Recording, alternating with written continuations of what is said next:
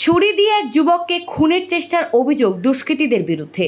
শনিবার দুপুরে চাঁচল থানার আটখারা বাইপাস সড়কের ওপর ঘটনাটি ঘটে। আহত যুবক আশঙ্কাজনক অবস্থায় চাঁচল সুপার স্পেশালিটি হাসপাতালে চিকিৎসাধীন।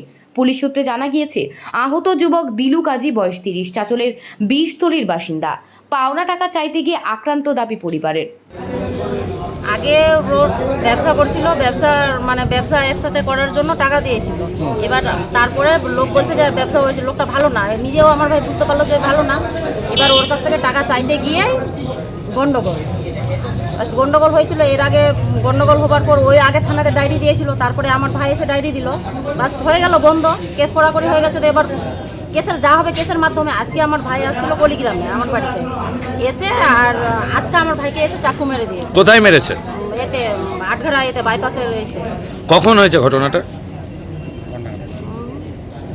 মোটামুটি 2টার দিকে। আপনার ভাইয়ের এখন পরিস্থিতি কেমন? খুব একটা ভালো না, কান দিয়ে রক্ত থামছেই না, কান নাক দিয়ে রক্ত থামছে না। আর কয়েকদিন আগে ওর দাঁত করে গেছি, দাঁত বানাই লেগেছে, সে দাঁতেও খুব আঘাত লেগেছে। আর এমনিতেও ওর আছে, শ্বাসকষ্ট অসুখ আছে। তো আপনারা কি চাইছেন এখন? আমরা এখন বিচার চাইছি।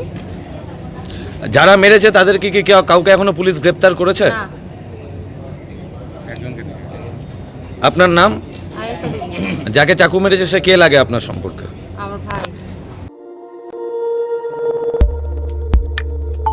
আমাদের সাথে থাকুন এবং দেখতে থাকুন নিউজ প্রাইম টাইমস, আপনাদের সাথে, আপনাদের পাশে।